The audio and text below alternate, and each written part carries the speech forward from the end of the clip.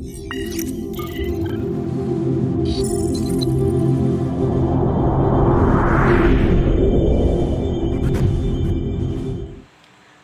kembali lagi bersama saya Maria Devi Aprilia, mahasiswi Sistem dan Teknologi Informasi di Cakrawala University. Di video kali ini, saya akan membahas materi yang sangat penting dari guest lecture yang dibawakan oleh Bapak Michael pada mata kuliah pengantar keilmuan komputer. Topik utama dari pembahasan kita adalah tentang cyber security. Kita akan membahas mulai dari pentingnya keamanan cyber, tim keamanan, dan berbagai teknologi yang terlibat dalam operasional keamanan atau Security Operation Center yang biasa kita kenal sebagai SOC. Tunggu apa lagi? Yuk mari kita bahas. Apa itu cyber security? Jadi, cyber security adalah bagaimana cara kita untuk melindungi data, informasi, jaringan, infrastruktur, dan sistem dari serangan atau pelanggaran yang berasal dari pihak luar maupun dalam. Cyber security bukan hanya tentang penggunaan alat atau keterampilan tingkat tinggi seperti ngoding atau melakukan pemrograman, tetapi juga tentang bagaimana kita semua saling bekerja sama untuk menjaga keamanan suatu organisasi. Oke, kita lanjut ke cyber security team. Di dalam dunia keamanan cyber, tim-tim keamanan dibagi berdasarkan peran spesifik mereka. Jadi di sini ada 3 tim yang akan saya jelaskan. Namun sebenarnya ada banyak sekali tim, ada white, ada green, ada yellow.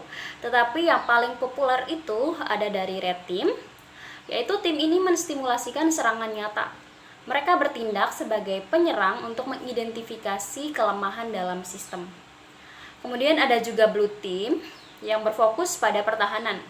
Mereka bertugas melakukan threat hunting, yaitu mencari potensi ancaman dalam sistem secara aktif. Kemudian ada juga dari purple team. Tim ini menghubungkan red team dan blue team yang memungkinkan kolaborasi. Jadi mereka menganalisis TTP atau teknis, dan prosedur untuk mengidentifikasi pola serangan agar sistem bisa dipertahankan dengan lebih baik. Nah, sebagai contoh, jika kita bekerja di bagian keamanan cyber di sebuah rumah sakit, tugas utama kita adalah menjaga kerahasiaan data medis pasien melalui beberapa langkah, seperti menggunakan data loss prevention atau DLP, untuk memastikan informasi sensitif tidak diakses atau dibagikan sembarangan. Selain itu, sistem kontrol akses yang ketat diterapkan agar hanya staf yang berwenang yang dapat melihat atau mengelola data penting tersebut. Security Operation Center atau SOC. Oke, kita akan membahas tentang Security Operation Center atau SOC, yaitu yang menjadi pusat kendali keamanan di suatu organisasi. SOC bertanggung jawab atas deteksi dan respons ancaman serta memiliki beberapa komponen, yaitu yang pertama ada dari CM Tools. Jadi alat ini penting dalam mengumpulkan dan mengelola log dari berbagai sumber seperti firewall, sistem informasi, dan aplikasi. C. Memonitoring aktivitas secara real-time untuk mendeteksi potensi ancaman.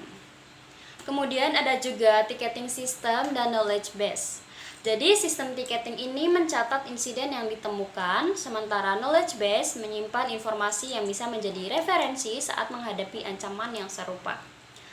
Lanjut ada threat intelligence. Jadi threat intelligence ini membantu tim keamanan selalu up to date mengenai ancaman terbaru dan memberi informasi tambahan tentang potensi serangan. Kemudian ada juga research dan development, yaitu yang bertugas untuk melakukan penelitian tentang ancaman baru serta mengembangkan strategi perlindungan yang lebih baik. Terus ada juga reporting. Komponen ini penting untuk mendokumentasikan hasil dari analisis dan tindakan yang diambil. Jadi laporan ini menjadi referensi untuk langkah-langkah perbaikan selanjutnya. Kemudian ada log collection, aggregation, dan korelasi. Jadi aktivitas ini bertujuan untuk mengumpulkan data dari berbagai sumber dan mengelolanya agar bisa dianalisis lebih lanjut lagi. Bayangkan SOC sebagai rumah sakit untuk sistem komputer kita. Jika ada virus atau serangan cyber yang menyerang sistem kita, SOC akan menjadi garda terdepan dalam mendeteksinya dan memberikan perawatan. Bagaimana SOC bekerja? SOC terdiri dari 3 komponen utama, yaitu ada people, proses, dan teknologi. Kemudian, SOC juga memberikan banyak manfaat, di antaranya yaitu ada deteksi dini ancaman, respon yang cepat, peningkatan keamanan, kepatuhan terhadap regulasi, dan yang terakhir, SOC adalah investasi yang sangat penting bagi setiap organisasi. Dengan adanya SOC, organisasi dapat melindungi aset digital mereka dari berbagai ancaman cyber. Dalam SOC, berbagai teknologi digunakan untuk memastikan keamanan. Berikut ini akan saya tampilkan beberapa teknologi yang digunakan dalam SOC. Ada SIEM, DLP, email gateway atau email security dan web security appliance. Terus ada AV atau antivirus. Ada juga dari NDR atau Network Detection and Response dan masih banyak lagi. Jadi di sini akan saya jelaskan perbedaan antara IDS dan IPS. Intrusion Detection System atau IDS dan Intrusion Prevention System adalah teknologi yang penting dalam SOC. IDS berfungsi untuk mendeteksi potensi serangan dan memberikan peringatan, sementara IPS tidak hanya mendeteksi, tetapi juga dapat memblokir serangan secara otomatis. Perbandingan firewall tradisional dan next generation firewall. Firewall tradisional hanya dapat menyaring lalu lintas jaringan berdasarkan aturan yang telah ditentukan. Sedangkan next generation firewall mampu mendeteksi dan mencegah ancaman dengan kemampuan inspeksi lebih mendalam, termasuk inspeksi konten aplikasi. Sebagai berikut. Yang pertama, mengumpulkan bukti, mengorganisir bukti, mencari keterkaitan, membunyikan alarm, serta menyimpan bukti. Di Splunk, forwarder mengirim data ke indeks, kemudian indeks menyimpan data, dan search head dipakai untuk menganalisis serta pencarian data. 3 komponen utama ini bikin proses pengelolaan data jadi cepat dan lebih terstruktur. Kita lanjut ke Splunk Enterprise. Di Splunk ada dashboard yang wajib dimonitoring oleh tim keamanan cyber, yaitu ada urgensi, tipe ancaman, status, owner, dan security domain. Ketika kita melihat banyak kebocoran data di Indonesia, itu bukan berarti mereka nggak punya tool security. Mungkin mereka punya, tapi tidak di development dengan baik. XDR atau Extend Detection and Response. Di sini saya tampilkan dashboard dari XDR. Kita lanjut ke perbedaan antara SIEM dan XDR. Jadi perbedaan antara SIEM dan XDR terletak pada cara pengumpulan data dan pengelolaan ancaman.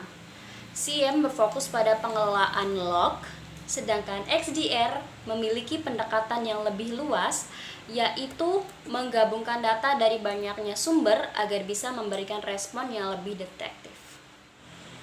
Terkait dengan keamanan cyber, peran tim keamanan, SOC, dan teknologi pendukungnya, kita telah membahas berbagai aspek penting yang harus dipahami dalam menjaga sistem digital yang aman dan handal. Semoga pembahasan ini memberikan wawasan baru dan memperkuat kesadaran kita akan pentingnya perlindungan cyber.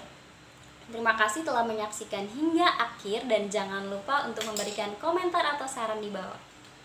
Sampai jumpa di video selanjutnya. Bye-bye.